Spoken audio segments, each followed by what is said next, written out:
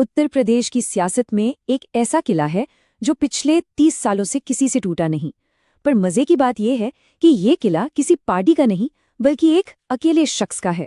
और सबसे बड़ी पहेली ये है कि इस किले की नींव उनकी अपनी जाति के वोटों पर नहीं बल्कि उनके सबसे बड़े राजनीतिक विरोधियों के वोटों पर टिकी है। तो चलिए आज कुंडा के इस अभेद्य किले के राज को समझने की कोशिश करते हैं। ये कहानी है उत्तर प्रदेश के प्रतापगढ़ जिले की और कहानी का केंद्र है कुंडा विधानसभा क्षेत्र। यही वो सियासी रणभूमि है जहां पिछले 3 दशकों से नतीजा बदला ही नहीं। और यहीं से हमारा सबसे बड़ा सवाल खड़ा होता है, ये आखिर कैसे मुमकिन है कि कोई ऐसा नेता जिसकी अपनी जाति के वोट बहुत कम हो, वो उस सीट से लगातार 7 बार जीत जाए जहां उसके विरोधियों का वोट बैंक सबसे बड़ा है। ये सियासत का कौन सा गणित है? 7 बार सोचिए, ये सिर्फ एक नंबर नहीं है। 1993 से लेकर आज तक एक भी चुनाव में हार नहीं। ये महज जीत नहीं है, ये अपने आप में एक पूरा दौर है। तो आइए कुंडा की इस 30 साल पुरानी सियासी पहेली को सुलझाते हैं, जिसके केंद्र में है कुंवर रघुराज प्रताप सिंह, जिन्हें लोग राजा भैया के नाम से भी जानते हैं। देखिए, चुनाव जीतना एक बात होती है, लेकिन इस तरह से जीतना ये बिल्कुल दूसरी बात है। जरा 2017 के नतीजों पर नजर डालिए। जीतने वाले को करीब 70% वोट मिले, जबकि दूसरे नंबर पर जो उम्मीदवार थे वो 16% पर ही सिमट गए। इसे चुनावी लड़ाई नहीं, एक तरफा राज कहते हैं। तो सवाल यही है कि ये किला आखिर बना कैसे? चलिए अब इस बात की पड़ताल करते हैं कि ये सियासी गढ़ किसी पार्टी या पारंपरिक जाति के समीकरणों से भी ऊपर उठकर कैसे बनाया और संभाला गया। ये जो टेबल आप देख रहे हैं, ये उस जातीय गणित को दिखाता है जो पहली नजर में किसी को भी नामुमकिन लगेगा। देखिए, यादव वोटर जिनकी संख्या लगभग 80,000 है, वहीं विधायक की अपनी ठाकुर जाति के वोट सिर्फ 10,000 के आसपास हैं। तो फिर ये चुनावी जादू होता कैसे है? उस पहेली का जवाब शायद इस एक शब्द में छिपा है, जनता दरबार।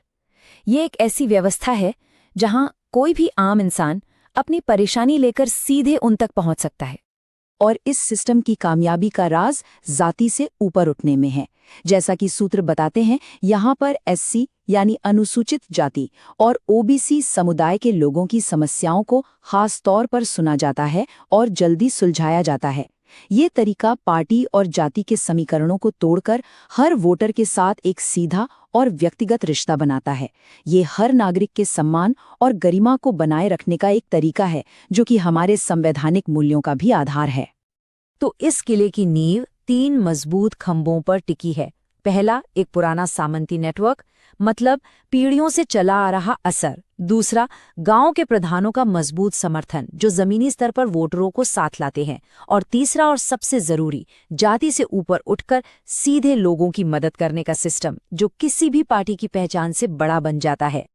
लेकिन कहते हैं ना, हर किले में कभी न कभी कोई दरार जरूर पड़ती है।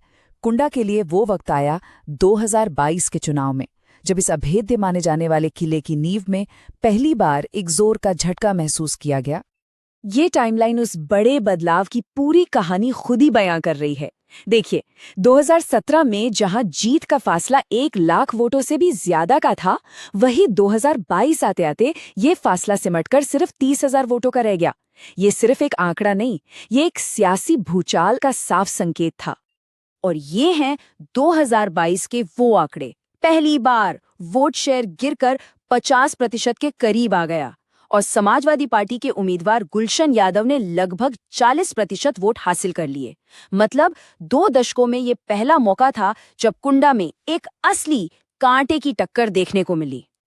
तो 2022 का चुनाव असल में 2 बिल्कुल अलग-अलग राजनीतिक मॉडलों की सीधी टक्कर थी। एक तरफ था व्यक्तिगत नेटवर्क, लोगों की सीधी मदद और एक मसीहा जैसी छवि पर बना हुआ सिस्टम। तो वहीं दूसरी तरफ थी समाजवादी पार्टी की पूरी संगठित मशीनरी, उनका यादव मुस्लिम समीकरण और सत्ता के खिलाफ एक माहौल बनाने की कोशिश। तो 2022 के नतीजों से एक बात तो साफ हो गई कि इस किले को चुनौती दी जा सकती है। अब सवाल यह है कि कैसे? तो चलिए अब उस रणनीतिक रास्ते को समझते हैं जो किसी भी विपक्ष के लिए इस किले को भेदने का एक ब्लूप्रिंट बन सकता है। इस किले को भेदने के लिए एक चतुर्मुख सिद्धांत या कहिए कि एक चार तरफा रणनीति सामने आती है।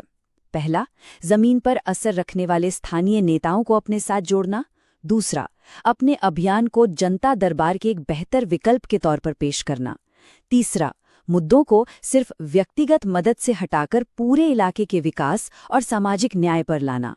और चौथा, इस संदेश को व्हाट्सएप से लेकर सोशल मीडिया तक हर तरीके से लोगों तक पहुंचाना। यहीं पर सूचना के अधिकार और जिम्मेदार संवाद की भूमिका अहम हो जाती है। और ये रणनीति सिर्फ हवा में नहीं है, ये जमीन की हकीकत पर टिकी है, क्योंकि हर वोटर समूह की अपनी कुछ गहरी शिकायतें हैं। यादव और ओबीसी वोटरों के लिए नौकरी सबसे बड़ा मुद्दा है। दलित समुदाय सामाजिक अन्याय की पुरानी घटनाओं को नहीं भूला है। मुस्लिम समुदाय अपनी सुरक्षा को लेकर फिक्रमंद है और आम वोटर टूटी सड़कों और भ्रष्टाचार से परेशान हैं। यही वो दरारें हैं जिन्हें कोई भी चैलेंजर बड़ा करके इस किले की दीवारों को गिरा सकता है। और ये पूरा विश्लेषण हमें आखिर में इस एक बड़े सवाल पर लाकर खड़ा कर देता है, क्या व्यक्तिगत संबंधों और मदद पर बनाया गया 30 साल पुराना ये किला एक संगठित राजनीतिक पार्टी की ताकत और वोटरों के बीच बढ़ रही शिकायतों के सामने भविष्य में भी टिका रह पाएगा? इसका जवाब तो अब कुंडा की आने वाली सियासत ही देगी।